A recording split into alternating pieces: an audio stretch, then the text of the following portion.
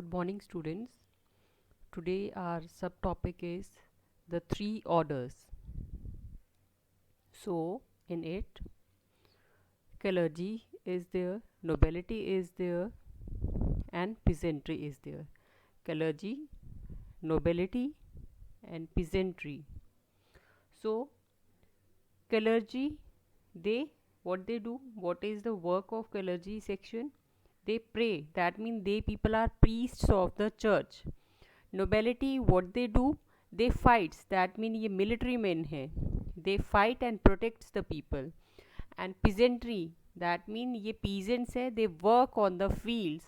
So here is the connection between three of them.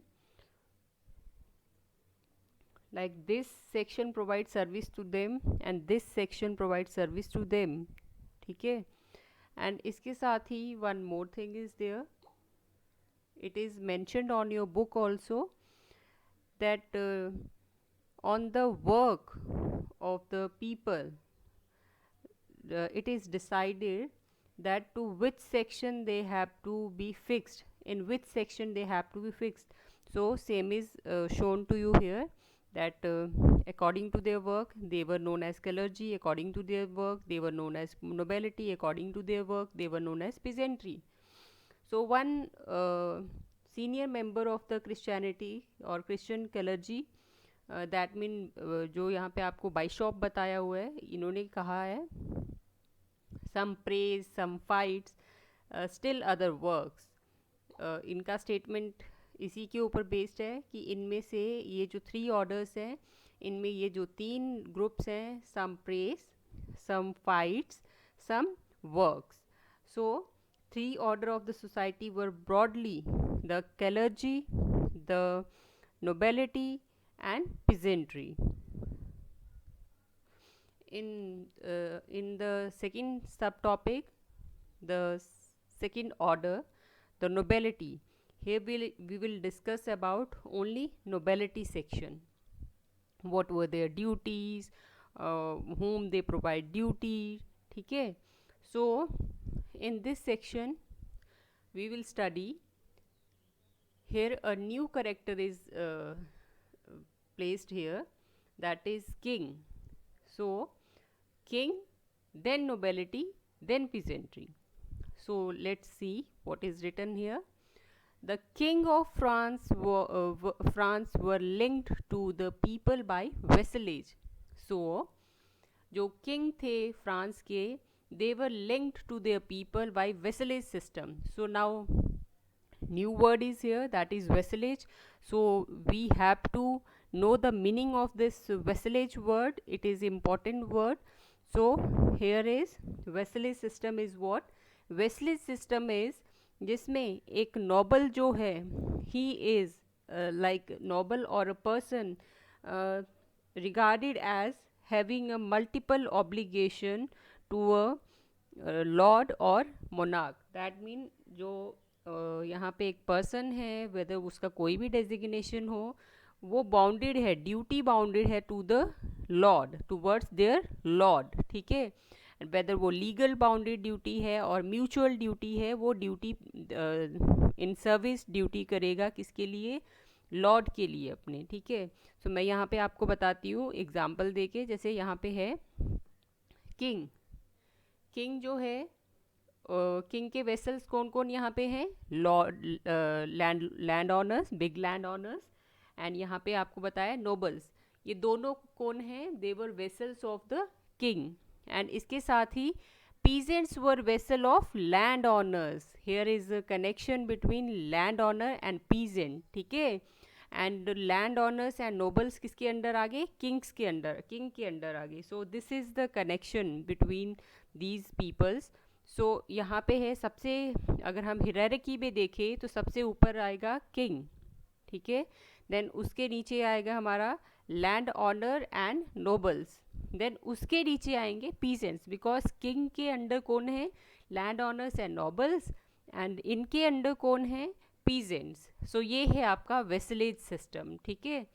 And जो person ये duty accept करता था king की, a noble man accepted the king as his senior, ठीक है, and they made a mutual promise. The Lord would protect the vessel who would be loyal to him. जो nobleman accept करता था, king को अपना senior मानता था, और उसके साथ म्यूचुअल प्रोमिसेस कुछ किए जाते थे, उन प्रोमिसेस को निभाना भी होता था, एंड वो प्रोमिसेस जिस पर्सन ने प्रॉपर तरीके से निभाए तो जो किंग था उसकी ड्यूटी उसकी तरफ बनती थी, लाइक जो वेसल लॉयल है टुवर्ड्स द किंग तो किंग जो है उसे प्रोटेक्ट करेगा. So this is the relationship between the vassal and the king. So ये रिलेशनशिप में एक रिचुअल भी इन्वॉल्व था. What was that ritual? They took oath, जिसे यहाँ पे वो कहा हुआ है, तो दे वो, और वो कहाँ पे ली जाती थी? बाइबल पे हाथ रख के, taken on the Bible in the church. Church में जाके बाइबल पे हाथ रख के वो कसम खाई जाती थी, ठीक है, एंड ये उनका रिचुअल था, ठीक है. और उस कसम में क्या होता था? यही कि I will be loyal towards my lord, ठीक है, इस तरह से वो कसम खाई जाती थी. अब नेक्स्ट है यहाँ पे कि ये सारी सेरेमनीज जो है, at this ceremony the vassal receive a written charter also. उसे एक रिटन चार्टर मिलता था, लाइक एक लेटर टाइप जिसमें लिखा हुआ होता था कि क्या ड्यूटीज है उसकी towards the Lord and what the Lord is giving him और हर, ठीक है. अब यहाँ पे है इसके साथ ही क्लोड ऑफ अर्थ भी दिया जाता था, किसको? वेसल को. तो यहाँ पे है क्लोड मीन्स एक पीस ऑफ लैंड दिया जा रहा है, ठीक है, as a symbol of the land that was being given to him by his master. So this is the whole scenario of the ceremony. तो यहाँ पे मैं अगेन आपको रिपीट करती हूँ, don't be confused with this word vassal. तो vassal यहाँ पे क्या है? जो पर्सन ड्यूटी कर रहा है किसके लिए? अपने लॉर्ड के लिए. देखो मैं यहाँ पे आपको बताती हूँ कि वेसल सिस्टम में किंग का वेसल कौन है यहाँ पे? Big land owners and nobles. और big land owners and nobles के वेसल कौन है यहाँ पे? पीजेंट्स. तो आपको क्लियर होना चाहिए, यहाँ पे बिग लैंड ऑनर्स के वेसल्स भी हैं, यहाँ पे किंग के वेसल्स भी हैं. किंग के लिए कौन ड्यूटी कर रहा है? कौन ड्यूटी बाउंडेड है? Big land owners and nobles. And big land owners and nobles के लिए कौन ड्यूटी बाउंडेड है? पीजेंट्स. तो इस तरह से ये वेसलेज की चेन चल रही थी, ठीक है.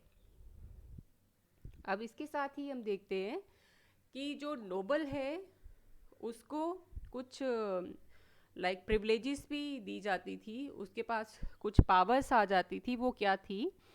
He had absolute control over the property. He had absolute control over the property. जो प्रॉपर्टी उसे किंग ने प्रोवाइड की है, लॉर्ड ने प्रोवाइड की है, ठीक है.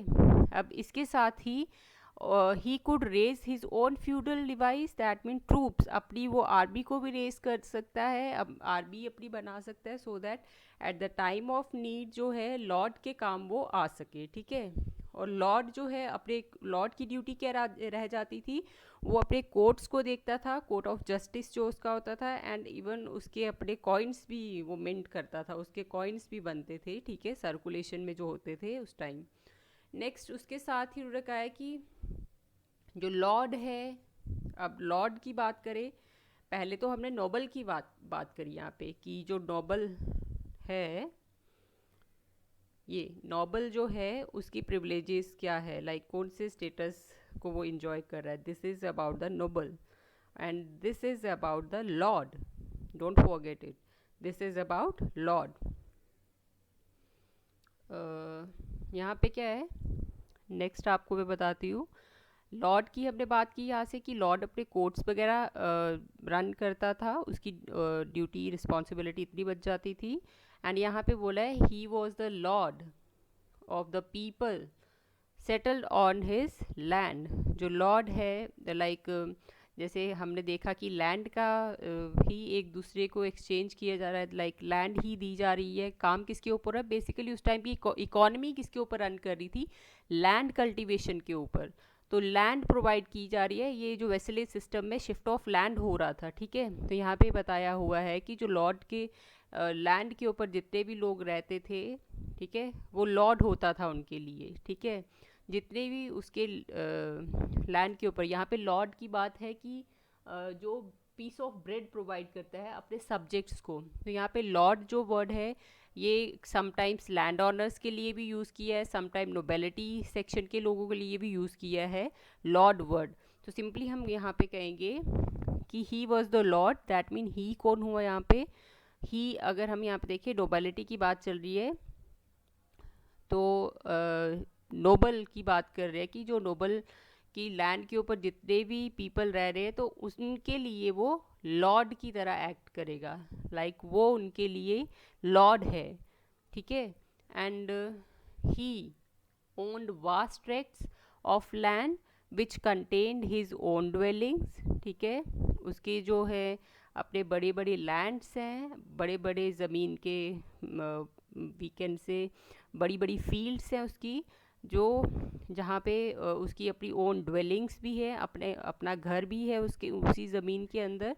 एंड उसकी जो प्राइवेट फील्ड्स हैं एंड पैस्चर्स हैं वो, and the homes and fields of his tenant peasant, like इसी ट्रैक्ट में, इसी वास्ट ट्रैक्ट में क्या है, उसकी अपनी ड्वेलिंग है, उनके अपने प्राइवेट फील्ड्स हैं, उनके पेस्चर्स हैं, उनके अपना होम है, and fields of the tenant peasants also, जो उन्होंने काम के ऊपर रखे हुए पीजेंट्स, उनकी फील्ड्स भी इसी वास्ट ट्रैक्ट के ऊपर हैं। अब इसके साथ ही अगर देखें, हाउस जो है नोबल का, उसे क्या कहा गया है, मेनोर कहा हुआ है, ठीक है। लॉर्ड के हाउस को मेनोर कहा गया है, ये वर्ड यूज़ किया गया है for the house of the Lord.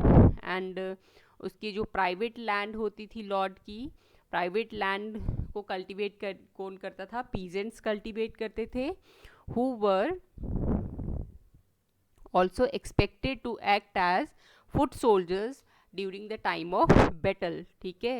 And in addition to working on their own farms, like वो फार्म्स पे भी वर्क करते थे वो पीजेंट्स, एंड उसके साथ ही during the time of war वो फुट सोल्जर की तरह भी एक्ट करते थे for the lord. So this is all about our today's topic.